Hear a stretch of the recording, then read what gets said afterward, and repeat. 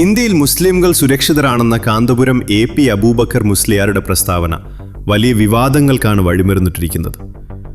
UP-യിലടക്കം ന്യൂനപക്ഷങ്ങൾ വലിയ വേട്ടയാടലുകൾ നേരിടുന്ന ഈ കാലത്ത് ഈ പ്രസ്താവന കേവലം ഒരു വാചകമല്ല, മറിച്ച് ദൂരവ്യാപകമായ പ്രത്യാഘാതങ്ങൾ ഉണ്ടാക്കുന്ന ഒന്നാണെന്നാണ് രാഷ്ട്രീയ നിരീക്ഷകർ വിലയിരുത്തുന്നത്.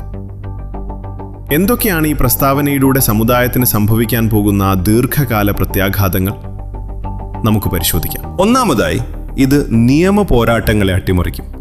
CAA, വഖഫ് ഭേദഗതി തുടങ്ങിയ കേസുകളിൽ സമുദായത്തിന് പരാതിയില്ല എന്ന സർക്കാർ വാദത്തിന് സുപ്രീം കോടതിയിൽ ഇതൊരു തെളിവായി മാറും.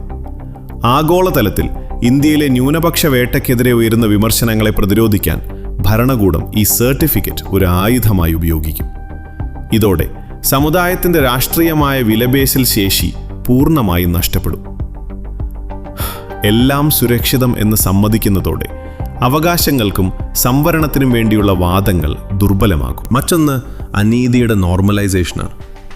ബുൾഡോസർ രാജും ആൾക്കൂട്ട അതിക്രമങ്ങളും സ്വാഭാവിക നടപടികളാണെന്ന ഭരണകൂട ഭാഷ്യത്തിന് ഒരു സമുദായ നേതാവ് തന്നെ അംഗീകാരം നൽകുന്ന അവസ്ഥയാണ്. ആർക്കും കാണാൻ പോകാം, ആവശ്യങ്ങൾ പറയാം, നിവേദനം നടത്താം.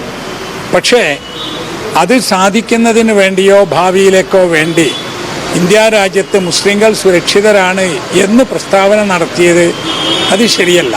രാജ്യത്ത് ഒരുപാട് പ്രശ്നങ്ങളുണ്ട്. ഓരോ സംസ്ഥാനത്തും വ്യത്യസ്തമായ അനുഭവങ്ങളുണ്ട്. ഒന്ന് ഉറപ്പിച്ചു പറയാം, നമ്മുടെ രാജ്യത്തിൻ്റെ പല ഭാഗങ്ങളിലും മുസ്ലിങ്ങളും മറ്റ് ന്യൂനപക്ഷങ്ങളിൽപ്പെട്ട ആളുകളും പിന്നോക്കക്കാരും വളരെയധികം പ്രയാസപ്പെടുന്നുണ്ട്. ജയിലിൽ കിടക്കുന്നവരുടെയും ആക്രമിക്കപ്പെട്ടവരുടെയും അനുഭവങ്ങളെ ഇതൊന്നും വലിയ പ്രശ്നമല്ല എന്ന് പറഞ്ഞ് തള്ളിക്കളയുന്നതിന് തുല്യമാണിത്.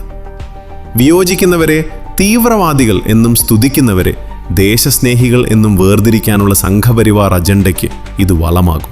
സമുദായത്തെ ഭരണകൂട അനുകൂലികളെന്നും അവകാശ പോരാളികളെന്നും രണ്ടായി പിളർത്താൻ ഈ നീക്കം കാരണമാകും.